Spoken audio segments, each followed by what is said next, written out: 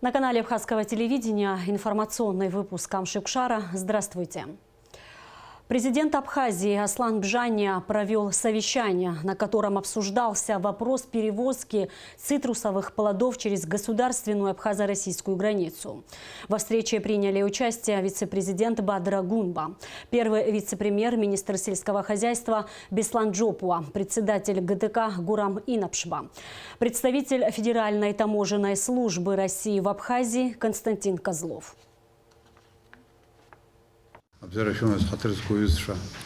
Добрый день, уважаемые коллеги.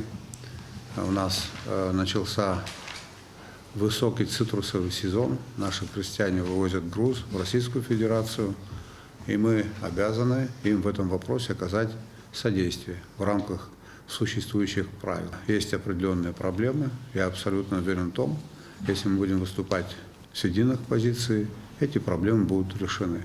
Вот для обсуждения проблем, связанных с вывозом цитрусовых из Абхазии в Российскую Федерацию, для упрощения и решения этой проблемы, мы сегодня здесь таким составом и собрались.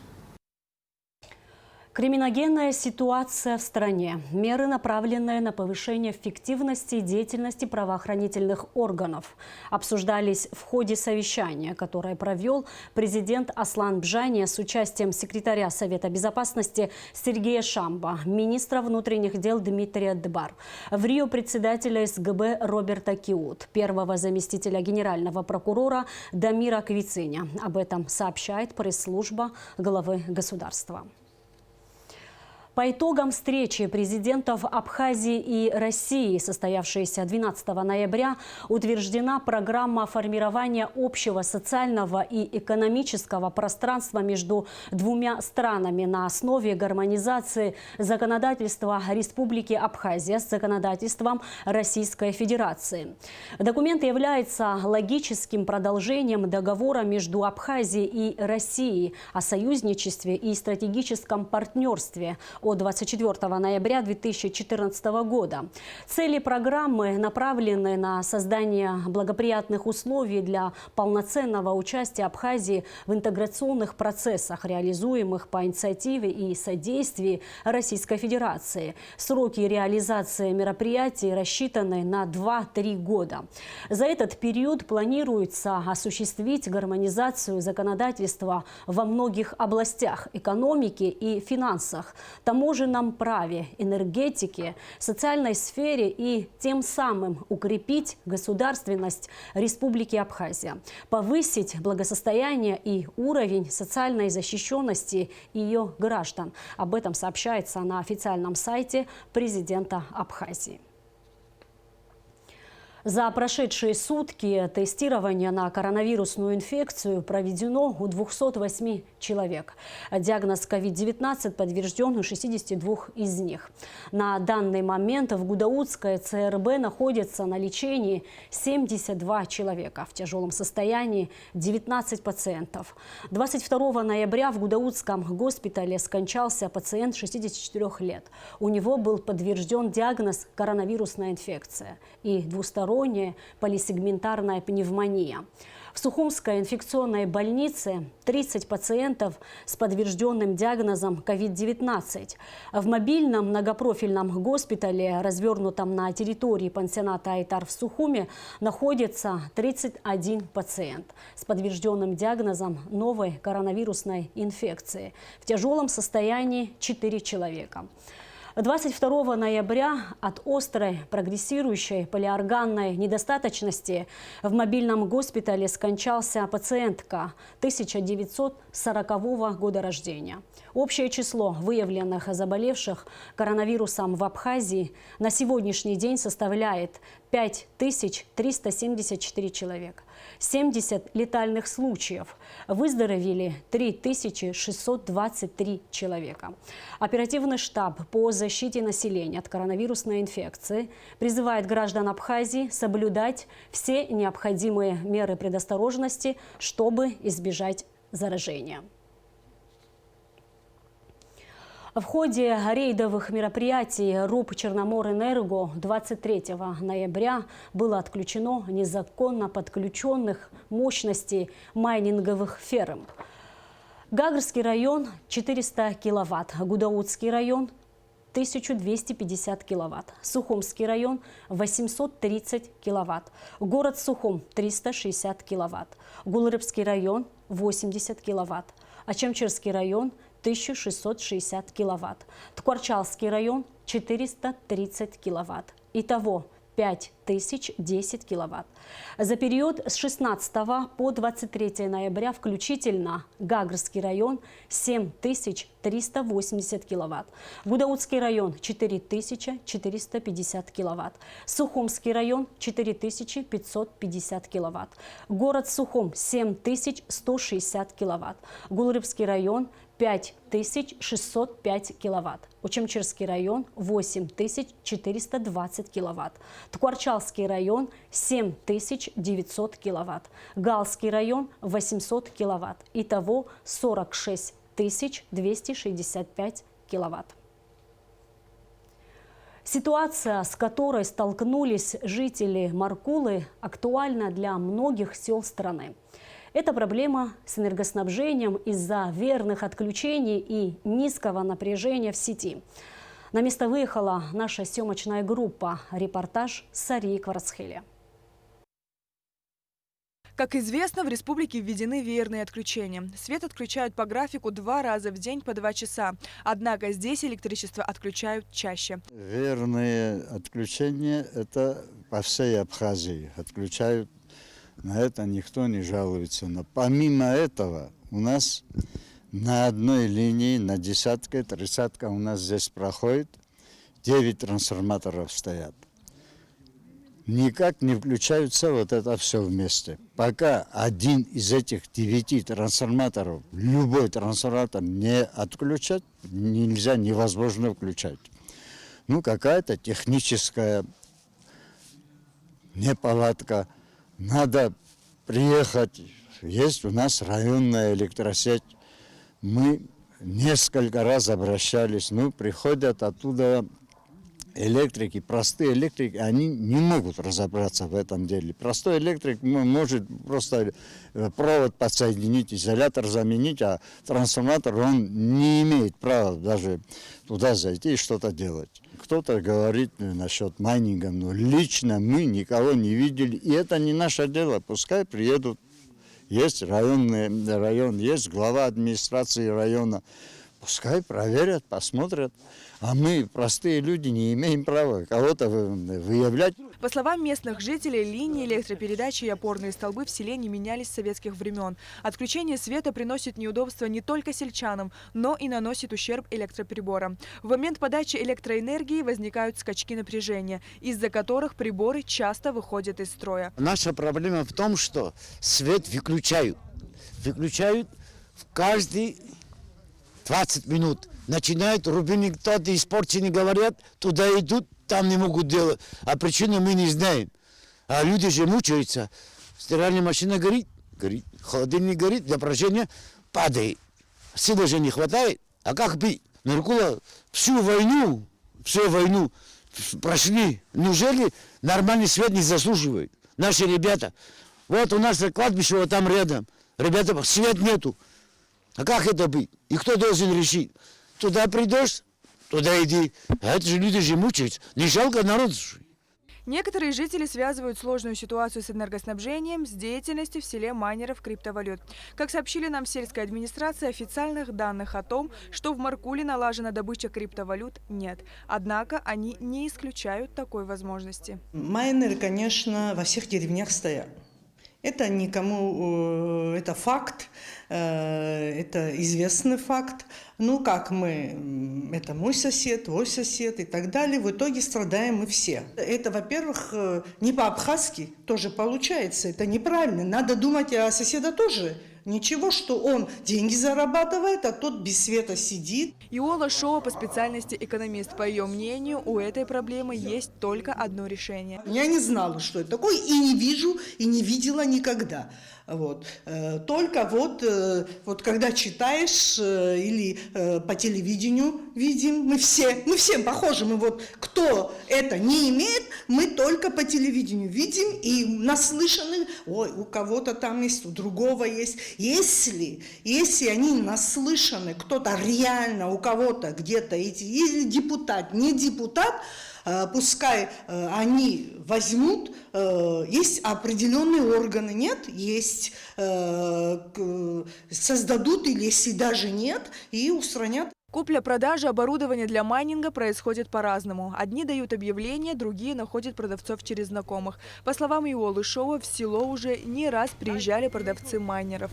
Даже спустилась на машине, думаю, может, я смогу этого человека увидеть. Нет, он уже, видать, выехал, но к людям он подъезжал, что он продавал майнеры наглым образом по деревням ездят и продают свои майнеры.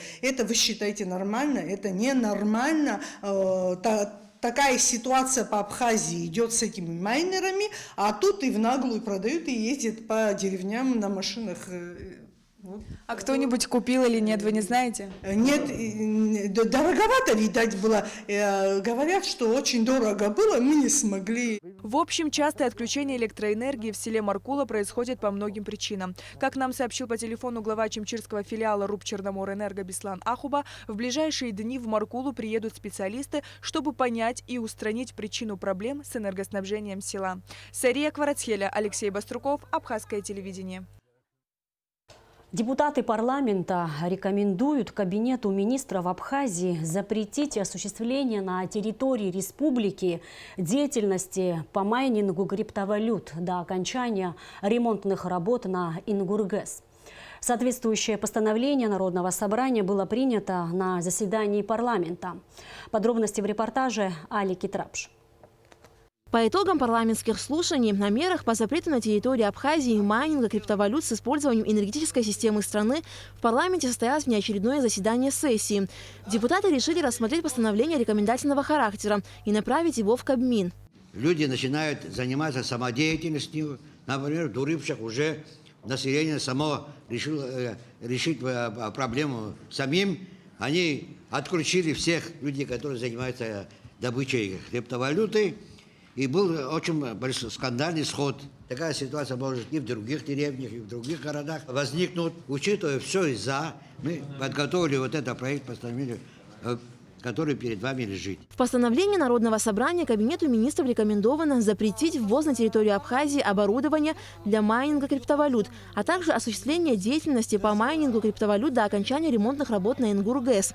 Парламент также рекомендует Черноморэнерго осуществить мероприятия по выявлению потребителей, использующих мощности в целях майнинга криптовалют, и принять соответствующие меры. Отдельными пунктами постановления прописаны рекомендации руководителям госпредприятий, учреждений и организаций, Министерству внутренних дел, Службе госбезопасности и Министерству экономики.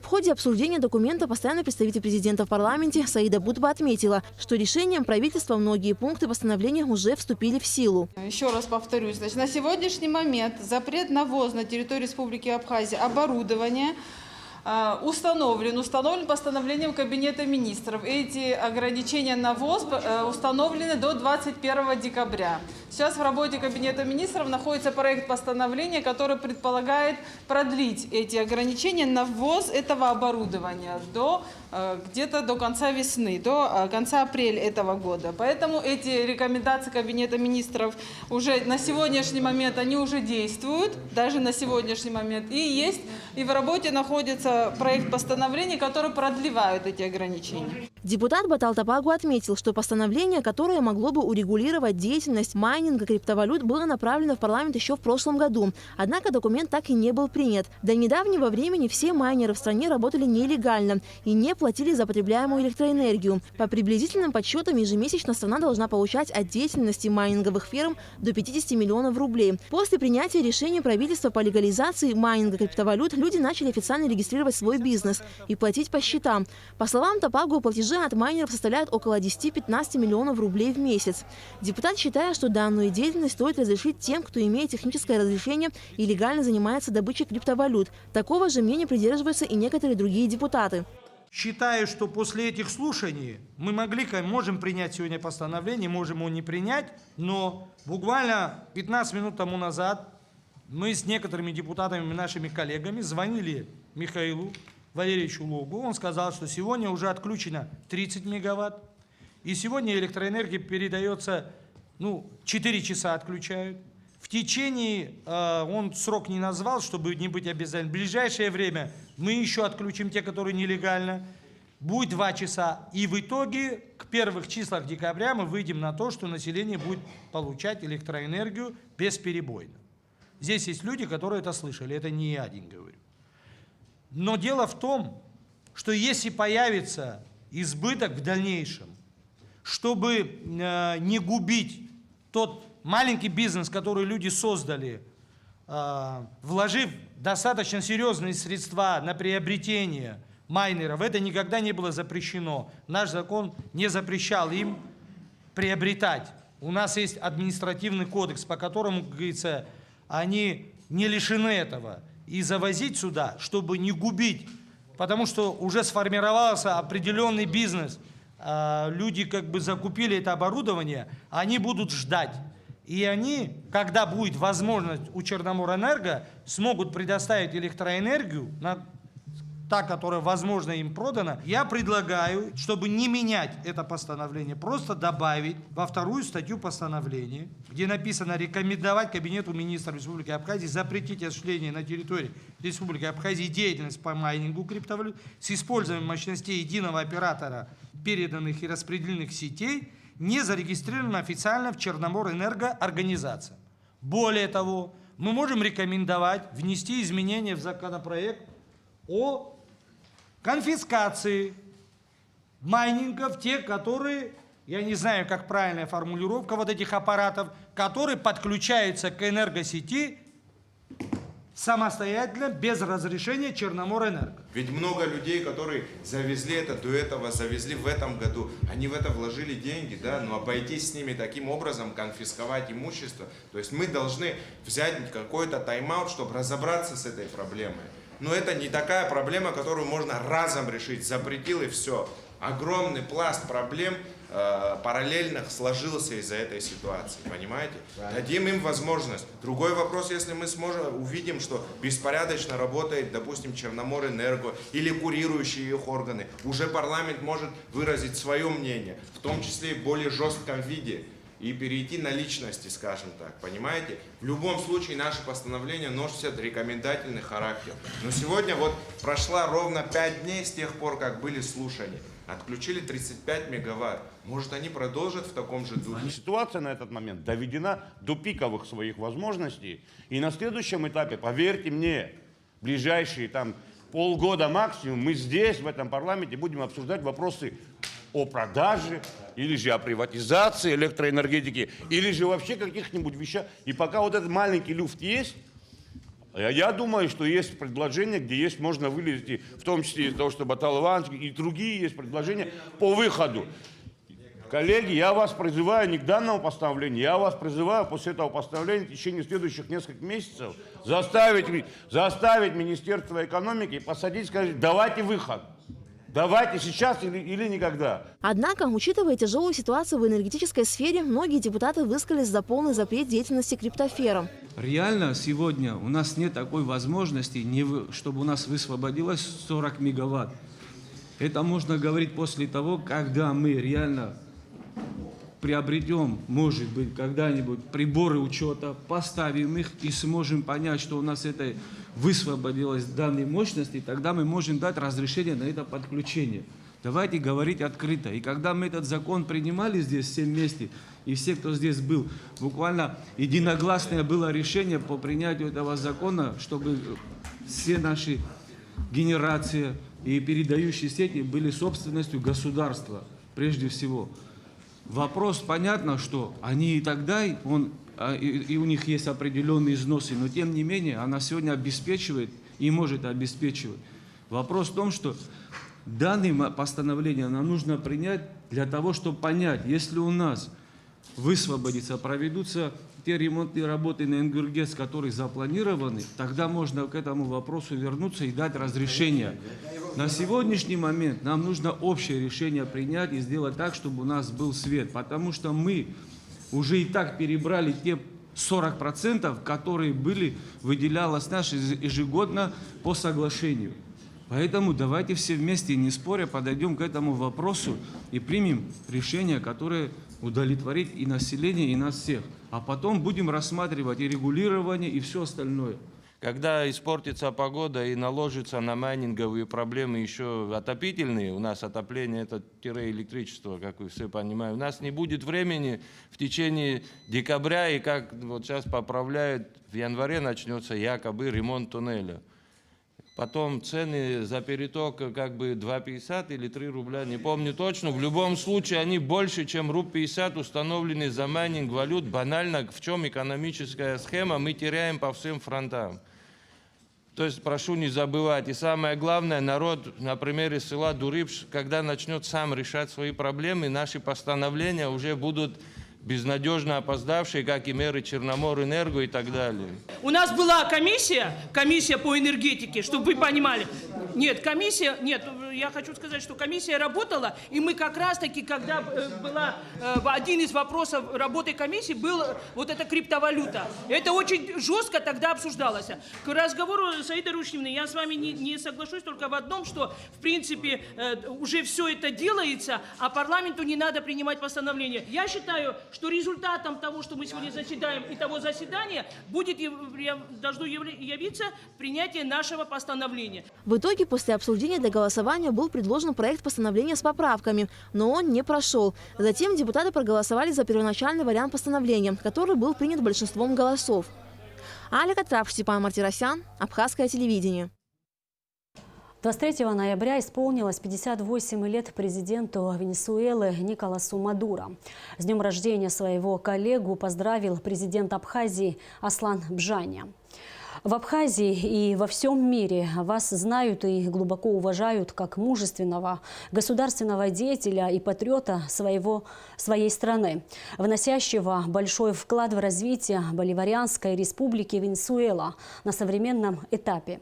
Мы высоко ценим и дорожим отношениями дружбы и сотрудничества, сложившимся за годы взаимодействия между нашими странами, отмечается в частности в поздравительном адресе. С 30 ноября в российском посольстве возобновляется прием граждан по всем консульским вопросам. Граждане, записанные на подачу анкет с 13 октября по 17 ноября, будут приниматься по установленному графику. А график приема граждан, записанных на подачу анкет с 18 ноября и позже, будет опубликован в конце декабря. В целях предотвращения распространения коронавирусной инфекции в консульский отдел будут допускаться не более 6 посетителей одновременно и только при наличии масок. Об этом рассказала заведующая консульским отделом посольства России в Абхазии Елена Павлова. Мы планируем, что уже со следующей недели будет возобновлена работа консульского отдела. Соответственно, с 30 ноября прием по всем консульским вопросам, как и ранее, будет производиться. Насколько вам известно, с 12 октября временно был ограничен прием. Производилась только выдача готовых паспортов, как 5-летних, так и биометрических паспортов. И уже вот с начала следующей недели мы планируем начать снова прием анкет на оформление загранпаспортов, прием по вопросам гражданства, по вопросам ЗАГСа, визового обеспечения. Поэтому вы можете ознакомиться с информацией на нашем сайте, в соцсетях. Если будут какие-то вопросы, можете обращаться по телефону или по электронной почте. Также опубликован график приема посетителей. Просим вас внимательно с ним ознакомиться, потому что 30 ноября мы будем принимать тех граждан, кто был записан на 13 октября. И последовательно, то есть 1 декабря мы будем принимать тех, кто записан на 14 октября. В графике все даты указаны, старая дата приема, новая дата приема. Опять же, если какие-то будут недопонимания, можете нам смело звонить, мы все поясним. Пока график до 24 декабря.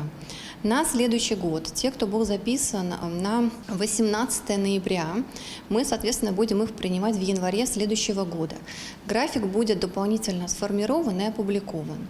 Опять же, если какие-то будут вопросы, можете обращаться, мы все разъясним, каков будет порядок. Просим, опять же, соблюдать все меры, которые ранее были, масочный режим, социальная дистанция, все это по-прежнему актуально, поэтому просим с пониманием к этим вопросам относиться, соблюдать все, что необходимо. На 83-м году жизни скончался абхазский поэт, прозаик и публицист, член Союза писателей СССР, Абхазии и России Николай Квициня. Николай Квициня – выпускник Сухумского государственного педагогического института и Московского литературного института имени Горького. В разные годы работал диктором Абхазского радио, главным редактором литературно-общественного журнала «Алашара», возглавлял Союз писателей Абхазии. Печататься Николай Тарасович начал в 1955 году.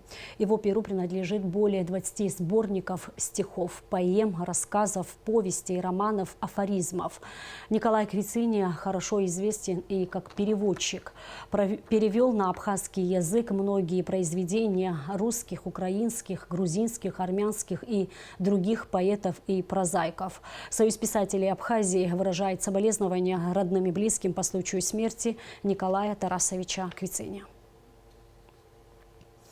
В горах Абхазии, в районе каньона Хашпсы, успешно завершена операция по спасению 2 туристов из Москвы, которых настиг сильный снегопад. В МЧС Абхазии туристы обратились за помощью 21 ноября. Поисково-спасательный отряд центра «Пламя» выехал незамедлительно. Спасательная операция длилась всю ночь. Добраться до базового лагеря сотрудникам МЧС помогли местные охотники. 22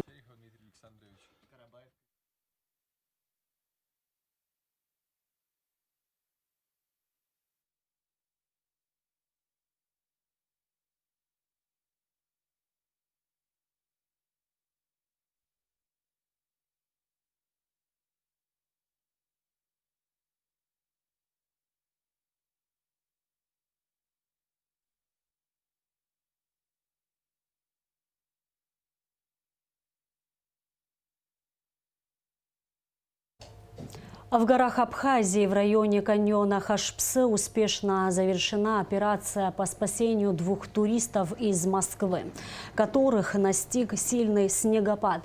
В МЧС Абхазии туристы обратились за помощью 21 ноября. Поисково-спасательный отряд центра «Пламя» выехал незамедлительно. Спасательная операция длилась всю ночь. Добраться до базового лагеря сотрудникам МЧС помогли местные охотники. 22 ноября в 5 часов утра спасатели вышли в путь и уже в 9 часов обнаружили место стоянки туристов. На момент прихода спасателей состояние туристов было удовлетворительное. 2 пострадавших.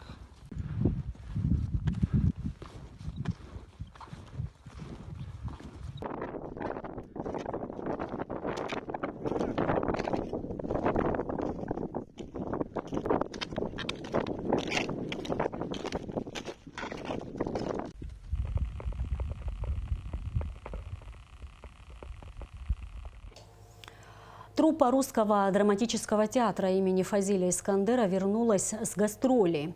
А в рамках 2 проектов «Большие гастроли» и фестиваль русских зарубежных театров «Русдрам» выступил на театральных подмостках Великого Новгорода, Смоленска и Москвы. Как проходили гастроли и какие спектакли искандеровцы показали российскому зрителю в репортаже Эсмы Голландзе. Яркими и насыщенными выдались для актеров Русдрама 2 недели гастролей. Программа включала выступления на престижных театральных сценах в 3 российских городах. В Великом Новгороде на старейшем международном фестивале Достоевского театр показал спектакль «Игрок». А 12 и 13 ноября труппа выступила на сцене Смоленского драматического театра имени Грибоедова. Мы посетили города Великий Новгород, сыграли там спектакль «Игрок» вместе с концертным хором Санкт-Петербурга. Мы пригласили концертный хор заменить нашу капеллу, которая не смогла поехать с нами на фестиваль. Потом мы были в Смоленске, играли там 2 наших спектакля «Кёджинские перепалки» и «Кровавая свадьба» с огромным успехом в Большом таком театре, где одна сцена, наверное, как весь наш театр. И даже на этой огромной сцене мы не потерялись, а произвели очень хорошее впечатление, и до сих пор мы получаем положительные отзывы. Последним пунктом гастролей стал один из самых востребованных московских театров «Этсетера», на сцене которого прошел фестиваль русских зарубежных театров. В этом году мероприятие объединило 6 коллективов из стран ближнего зарубежья. Русдрам представил спектакль «Кровавая свадьба», поставленный режиссером Марией Романовой. Трагедию Федерико Гарсии Лорки о роковой любви в исполнении искандеровцев теперь смог оценить и московский зритель. Это такой крупный проект Министерства культуры России и Росконцерта, который призван показать лучшие спектакли русских театров всего мира. Вот русских театров там десятки, даже где-то около 80, по-моему, в мире, да. И вот были отобраны 6 театров. Мы открывали этот фестиваль, и на открытии была просто удивительная аудитория. Это и руководители театров, и театральные деятели, и критики, и политики российские, и руководители федеральных телеканалов. Это была большая, мне кажется, победа, в первую очередь победа Абхазии, потому что мы таким образом показали, что искусство театральное в Абхазии развивается, что мы можем работать на уровне лучших театров России, по крайней мере, да, что мы налаживаем эффективно связи культурные между Абхазией и Россией. Вернувшись с гастролей, актеры Русдрама сразу же приступили к работе. Творческий коллектив очень надеется на возобновление театральной деятельности и встречу с любимыми зрителями. А пока одновременно с репетициями в театре ведутся ремонтные работы. Мы страдаем очень сильно в нынешних условиях, в условиях закрытия театров, хотя именно театр может обеспечить все необходимые эпидемиологические и санитарные требования. Только театр, потому что здесь можно и рассадку сделать, здесь можно обеспечить маски на всех зрителях и другие меры профилактики. Мы очень рассчитываем на то, что наше государство примет во внимание эти доводы и все-таки разрешит нам работать после 24 ноября. 5 декабря Русдрам также примет участие в международном театральном фестивале «Радуга» в Санкт-Петербурге. На этот раз театр представит спектакль «Электро» в постановке Артема Устинова. Фестиваль «Радуга» ведет свою историю с февраля 2000 года. И на настоящий момент это один из самых престижных театральных форумов России. Эсма Голадзе, Инала Гухава, Абхазское телевидение. Администрация Сухума объявляет о проведении конкурса на лучшее новогоднее оформление столицы. Организаторами конкурса выступят Департамент экономического развития совместно с отделом по организации мероприятий и рекламе. Итоги конкурса на лучшее новогоднее оформление города Сухум подведут до 21 декабря. С порядком проведения конкурса можно ознакомиться на сайте столичной администрации. И в конце выпуска прогноз погоды. По сообщению синоптиков, во вторник в Абхазии ожидается переменная облачность без осадков. Температура воздуха ночью плюс 3,8, днем плюс 9,14. Температура морской воды плюс 16 градусов.